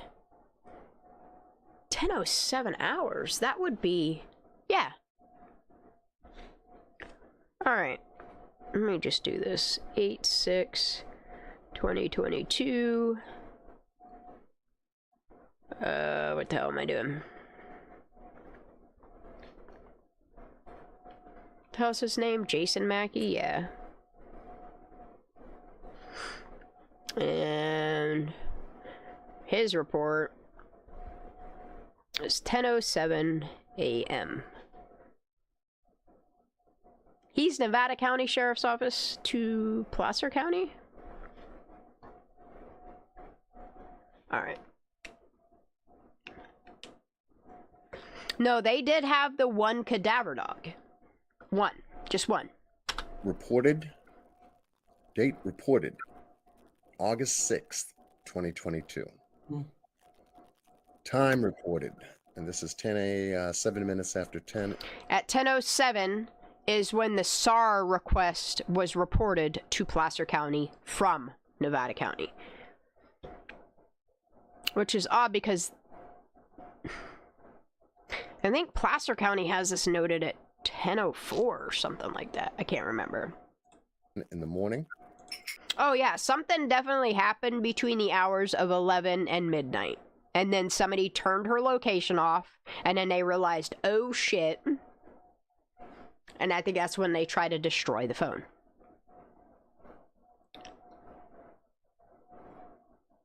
And then I've also been looking at the fire cam shit. I inverted it, and I see something. I don't see things like fucking Judas, though. Date of death, 8/21/22. Time of death is 33 minutes after 8. In the evening, yeah. Of time, death pronounced was at the same time as above, highlighted by All right, I'm gonna just give me 1 second. I'm gonna take an intermission. I'm gonna put some tater tots in my air fryer. I need to eat something. I can't believe it's 1:42 in the morning. All right, let's go to library. I'm just gonna let this play while I go make me something to eat real quick. I'll be right back.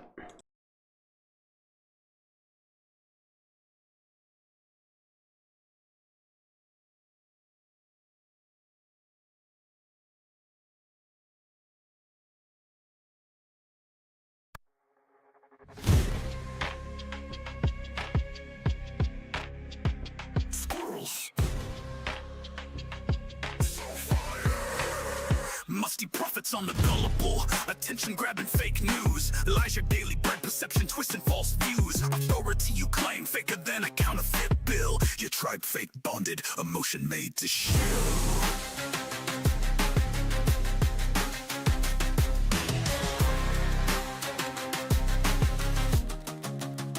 Side queen with the deceit, manipulating for gain. People's trust you exploit while keeping them in chains. Focus on the stage play, deception's your main tool.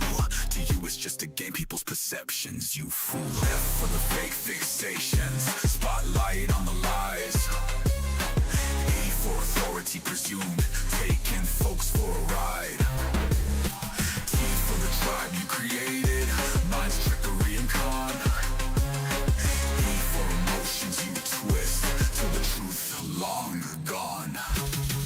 Buzzwords in the clickbait, keeping them engaged. Every hallucination spewed got minds in a cage. Faking every smile while cashing in the checks. You're the modern snake oil, deception in effect.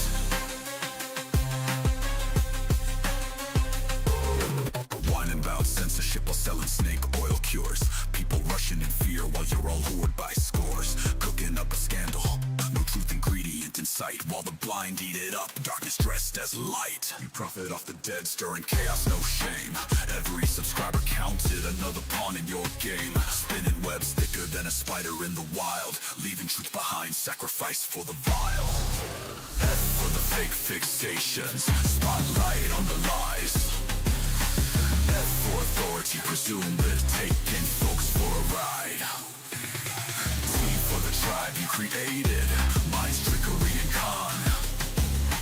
E for emotions you twist, till the truth long gone.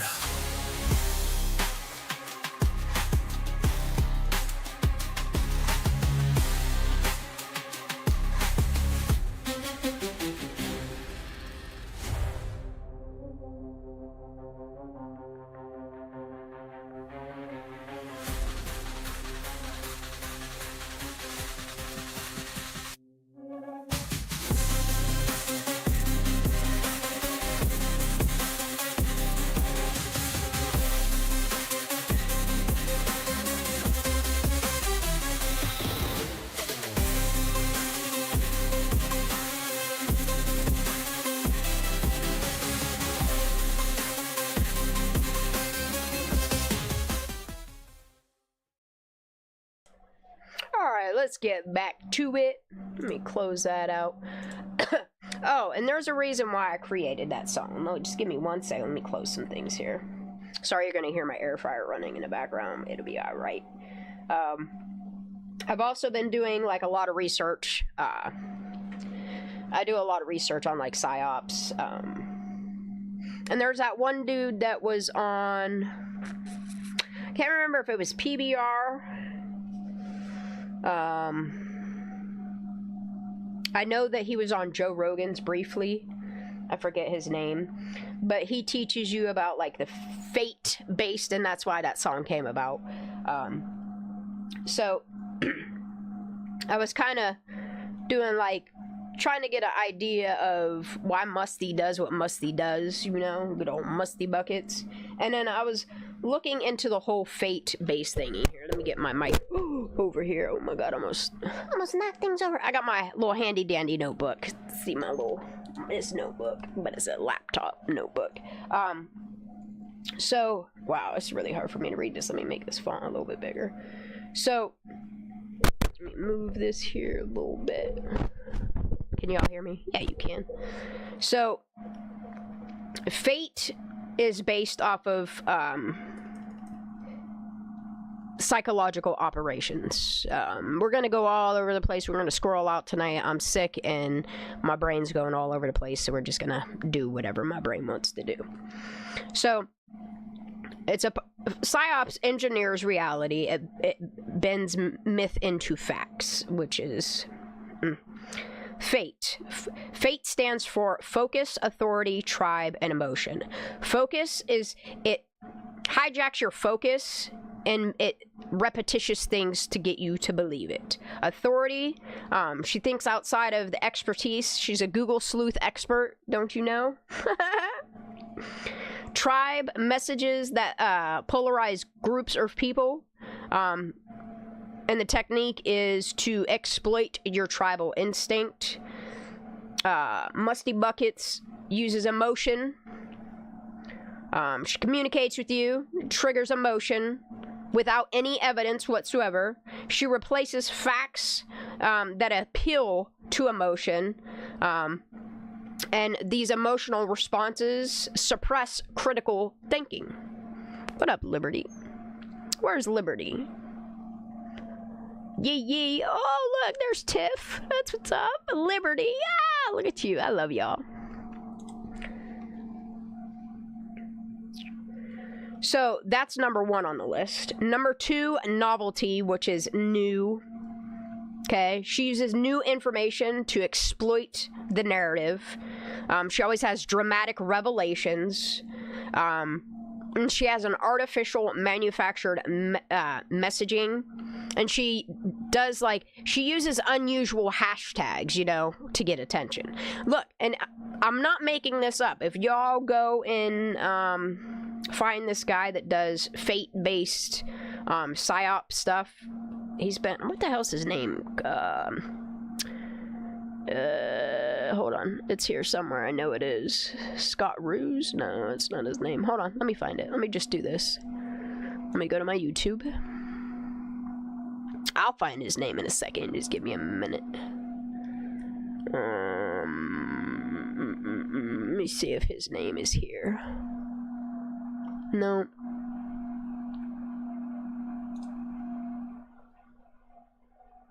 It should be here. Hold on. William Cooper. No. Oh, here we go. Chase Hughes. That's his name. Chase Hughes. Go look him up. Chase Hughes is incredible. Okay, so she uses group speak, which is a centralized narrative. She speaks in an echo chamber with her little talking points while shaking papers at you, you know. She exploits your beliefs to get you to agree or conform with her. And she uses emotional scripts. If you look, where she follow the money, you know? Who benefits from her? Is it glitching? What's glitching? I don't know. 7, context shifting to normalize her extreme erratic behavior. I don't believe that it's just the Thrive patches causing hallucinations. She's seeing shit and everything. It's the craziest thing I've ever seen.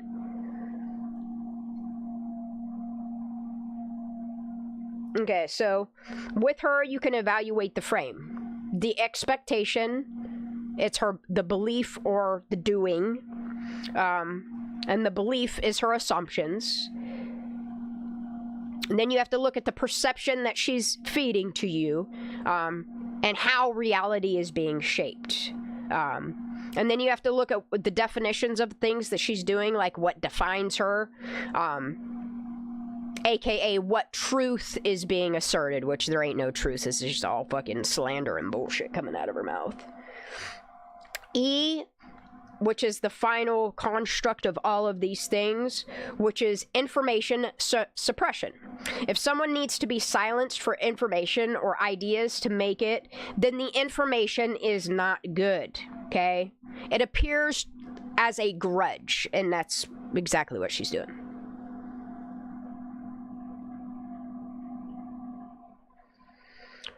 Number 10, they use compliance shift, which is to create urgency, to create, like, this is all new information. Here, let me shake some papers at you while slandering people and bringing people into shit that have nothing to do with nothing. It's weird as hell.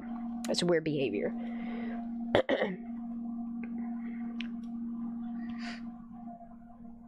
Okay, so the final takeaway from all of his thingy, which is number 12, is to teach your brain to detect logical fallacies, okay? So, does it appeal to emotion? Does it have a straw man argument? Is it a bandwagon fallacy? You know, everybody else's... Are they creating a false dilemma? Is it ad hominem, like attack of a person, not specifically a topic? That's what she's doing.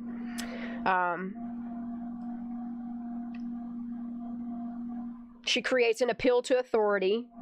She uses God to fuck with your head. There's the slippery slope. And then she does them hasty generalizations, where she tries to slander so many people. And then you gotta spot the red herring. Shit, while I'm waiting for my tater tots. Alright, let me get this back up here. And then we're gonna listen to some more Draw Latino once I get my volume adjusted. Deputy Jason Mackey. I just want her to talk more. Yeah, remains identified by Sorry. Yes, go ahead. No, you and I had spoken about that. If this is considered to be... See, and that's what it says right here. The positive identification was not able to be made at that time. Yet...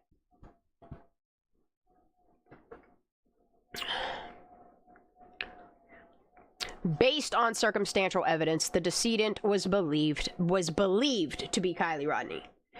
Like, I want to know where her phone is. I want to know where her wallet of identification is. Like, why were these things not on her? The preliminary report based on the scene investigation, how they said yes to smoking and alcohol, I'm not sure. Right. And they didn't have any medical or dental information, etc. So I'm not sure how they made that determination. Exactly, and that's what jumped out at me. I said, okay, all right, well, let's keep going, because they seem to have put it on paper. Next of kin, obviously with a family, and positive identification. I want to add to that. And she has a super valid point right here. You know what I mean? Like... And clearly, they didn't take any DNA in the beginning. So how was she identified? Not able to be made at this Oh, it's so time. fucking cold. 8. Look, it was 9 degrees here. What was it, yesterday? It's up to, I think, 20 degrees. But damn, I'm still cold. The day prior to that with the wind chill, it was like negative... I don't even know. I want to say it was like negative 19. I was not liking it. 21-2022. Mm-hmm.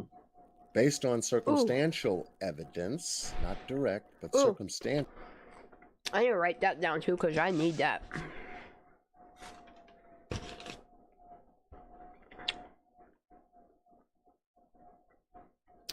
Lindsay Rodney Neiman and Daniel Rodney Neiman were contacted at the CHP office at okay, all right.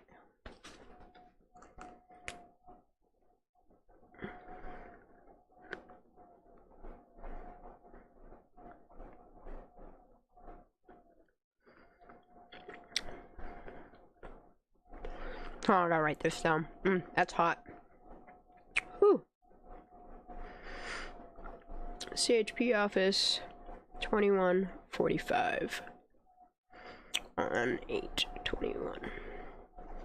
Circumstantial evidence.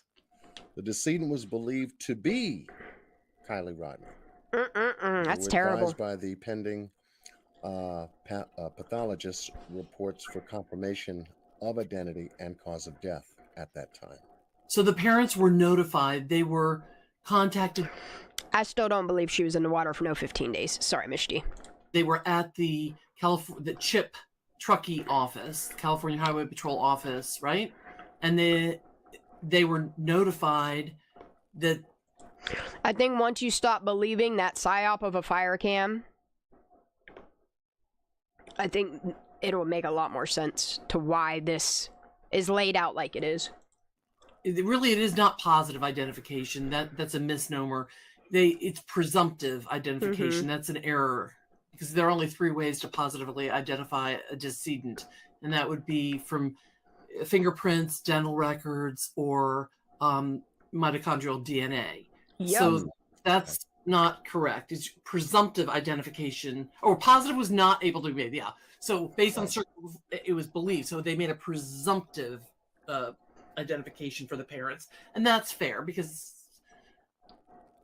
but I'm wondering how they ultimately made the positive identification. Right. So we have scene information here. I don't think Sammy acted alone either. Yeah, it was Sammy and friends.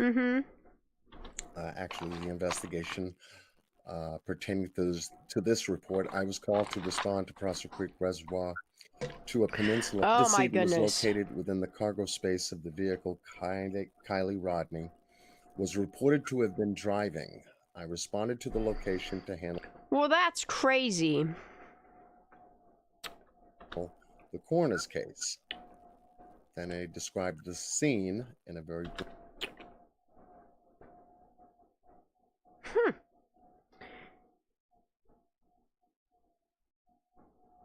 He arrived at a very specific time. And who's stating this? Hold on. What I need to do is just go back over the autopsy report and see what I need for you. coroner's case. Here, I arrived on the scene at approximately 1900 hours, and FBI agents Oh, who cares, buddy? described was against the pillar of the back seat. Well, that's this thing is like the body position. This should not be the body position. Like, how her remains were while in the water is what should be noted. And it's not.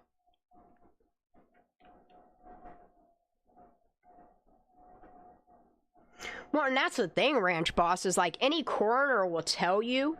Good night, BoobTube. Any coroner will tell you is like, you can't identify somebody based on an assumption.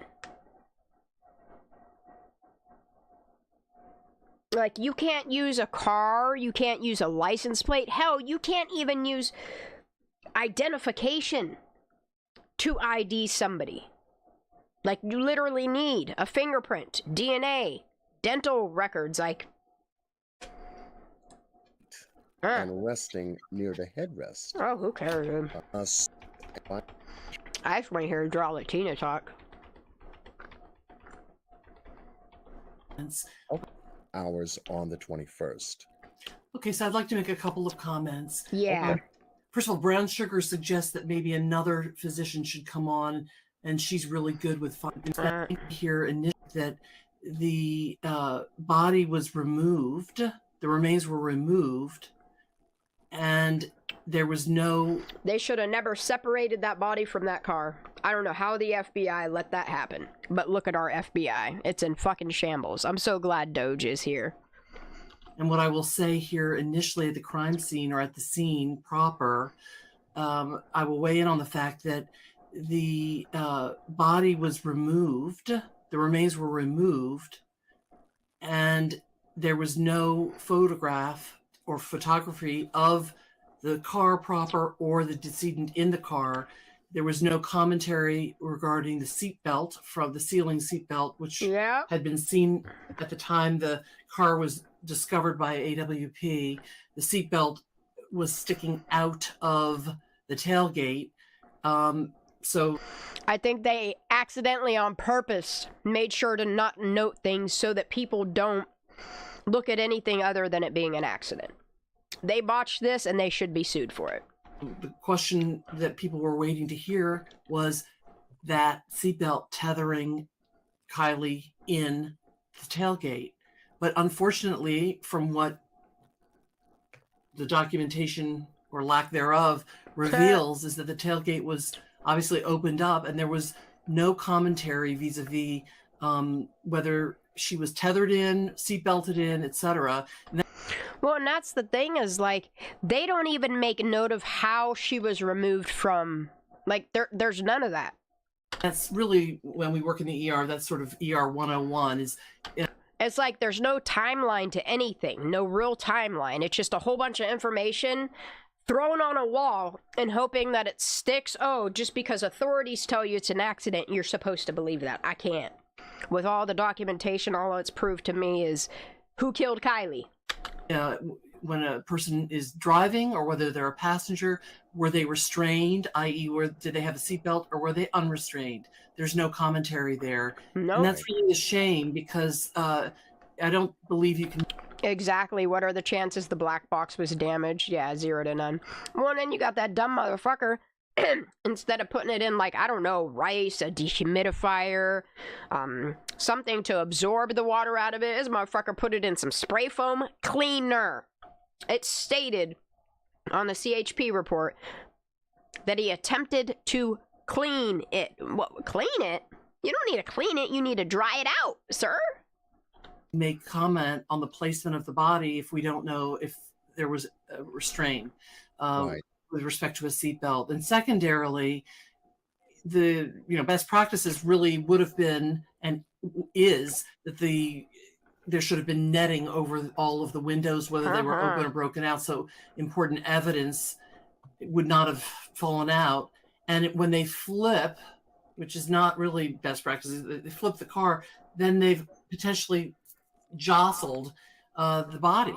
And that body, the position that she was found in, is not the position, or the position that they documented her found in. All right, so instead of watching this like this, I think I'm just going to make clips and release them as clips. I can't sit here anymore. I gotta, like, lay. My chest hurts so bad, yo.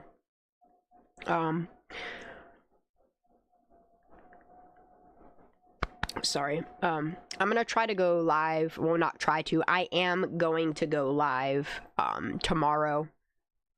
I'm just not sure if it'll be from this aspect or if it'll be me laying in my little fort that I made.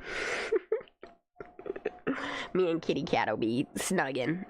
I'll go live tomorrow at some point. I can't sit here for long periods of time. I gotta stop doing it. It's not healthy for me anyway. I love you all so much. Thank you for being here. I am going to share the link to this video that I'm watching right here. There's a second one, but like I said, yeah, I'll just make some shorts out of it and whatever. I gotta get out of this sitting position. I love you all. Have a great night. God bless. Justice for Kylie.